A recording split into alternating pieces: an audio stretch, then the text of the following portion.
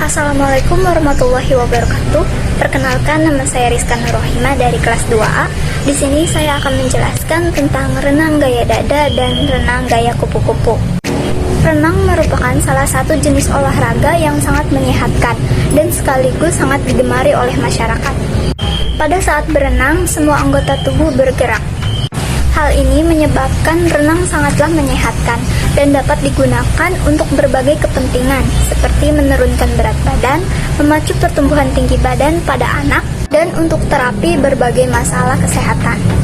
Manfaat renang bagi tubuh yang pertama yaitu meningkatkan kualitas jantung dan peredaran darah, kedua meningkatkan kapasitas vital paru-paru, ketiga mempengaruhi otot menjadi bersih. Renang gaya dada.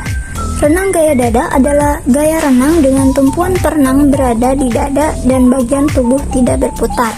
Gaya dada merupakan gaya yang paling populer karena posisi kepala yang sebagian besar berada di atas air. Selain itu, gaya ini juga nyaman digunakan untuk kecepatan rendah.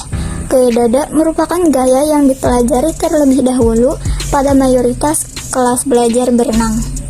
Gaya dada dikenal juga dengan gaya katak. Hal ini disebabkan gerakan kaki dan lengan pada gaya dada mirip dengan katak yang berenang di dalam air. Terdapat beberapa teknik untuk melakukan renang gaya dada. Yang pertama yaitu teknik meluncur.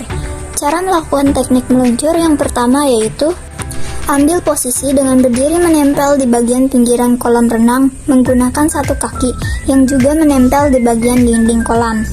Kedua, pastikan tubuh dibungkukkan sehingga posisinya menjadi sejajar dengan permukaan air. Ketiga, pastikan tangan juga dalam posisi lurus ke arah depan saat melakukan langkah sebelumnya dengan mengapit kedua daun telinga. Keempat, setelah itu doronglah tubuh sekuat tenaga dengan kaki yang tadinya menempel di dinding kolam, lalu luncurkan tubuh ke depan. Kelima, kaki, tangan, serta tubuh dapat kita posisikan lurus ke arah depan dan sejajarkan dengan permukaan air. Kemudian bisa dilanjutkan dengan menjaga tubuh agar tetap seimbang saat sudah di dalam air. Kedua, teknik gerakan lengan.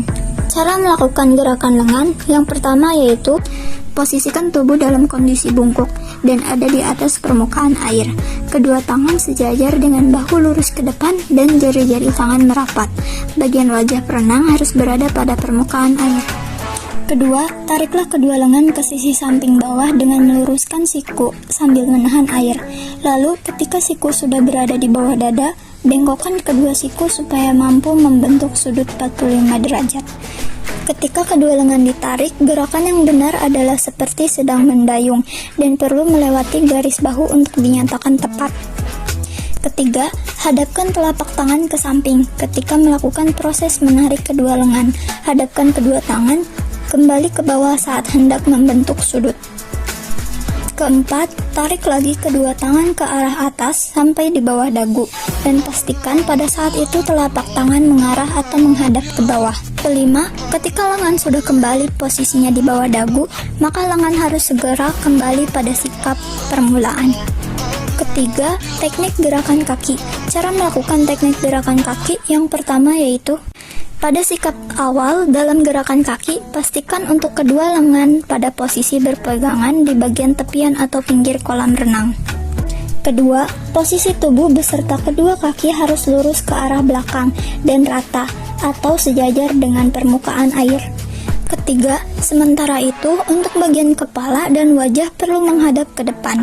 Keempat, pada gerakan kaki di teknik gaya dada ada dua bagian yang perlu diketahui dan juga dipelajari, yaitu gerakan tendangan sekaligus gerakan perkembangan.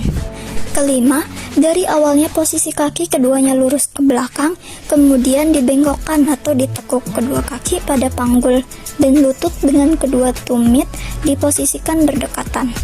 Keenam, sementara gerakan kedua tumit mendekati bokong, tekukan ujung kaki ke samping dan secara perlahan regangkan bagian tumit serta lutut.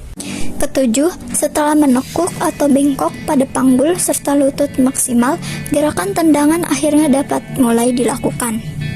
Kedelapan, untuk gerakan tendangan yang perlu dilakukan adalah mendorong tungkai ke arah belakang. Tujuan gerakan tersebut supaya ujung kaki dapat ditempatkan di posisi yang efektif sehingga mampu mendorong air ke belakang. Hanya kedua telapak kaki yang bertugas melakukan dorongan ke belakang.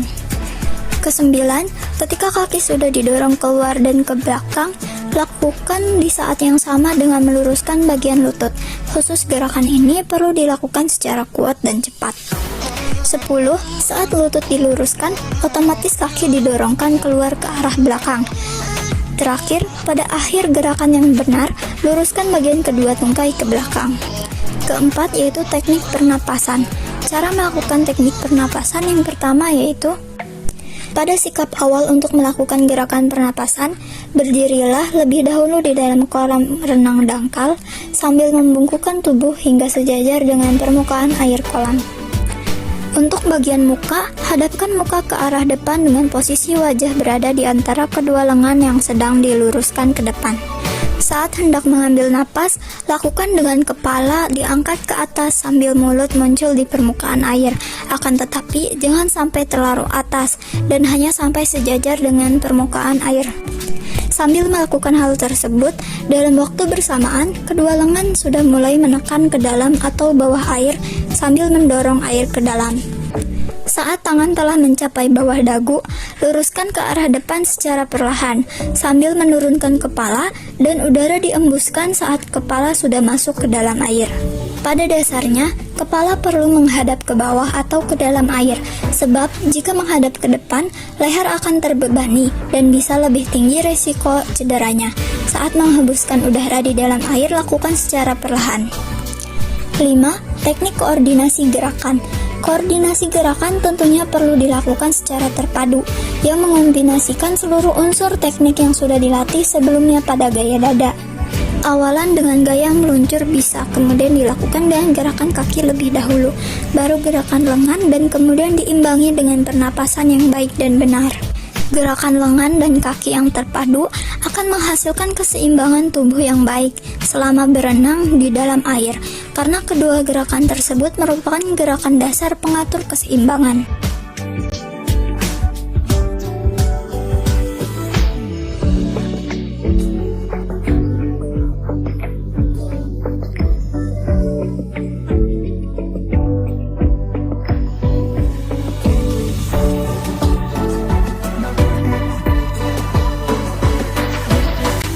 Renang gaya kupu-kupu. Renang gaya kupu-kupu merupakan variasi dari renang gaya dada. Gaya kupu-kupu diciptakan pada tahun 1933 dan merupakan gaya berenang paling baru. Berbeda dari renang gaya lainnya, perenang pemula yang belajar gaya kupu-kupu perlu waktu lebih lama untuk mempelajari koordinasi gerakan tangan dan kaki. Berenang gaya kupu-kupu juga menuntut kekuatan yang lebih besar dari perenang. Kecepatan renang gaya kupu-kupu didapat dari ayunan kedua belah tangan secara bersamaan. Teknik dasar renang gaya kupu-kupu. Pertama, posisi badan. Dalam renang gaya kupu-kupu, posisi badan merupakan bagian yang sangat penting karena sangat menentukan kesempurnaan gerakan. Saat melakukan gerakan, posisi badan diusahakan sedatar mungkin dengan permukaan air. Meski dalam praktiknya terjadi gerakan naik dan turun secara vertikal serta sesuai dengan irama kaki yang dihentakkan secara bersamaan. Pada renang gaya kupu-kupu, tubuh mengambang dalam posisi telungkup hampir sejajar di bawah permukaan air. Posisi ini dipertahankan mulai dari kepala, bahu, pinggang, hingga kaki. Kedua lengan berada di atas kepala dan garis permukaan air tepat di atas alis mata. Posisi tubuh harus diatur sedatar mungkin dengan air untuk memperkecil hambatan. 2. Gerakan kaki. Gerakan kaki pada renang gaya kupu-kupu ini hampir sama dengan renang gaya bebas. Perbedaannya adalah pada renang gaya kupu-kupu, gerakan kaki dilakukan secara bersamaan, sedangkan pada renang gaya bebas, gerakan kaki dilakukan secara bergantian.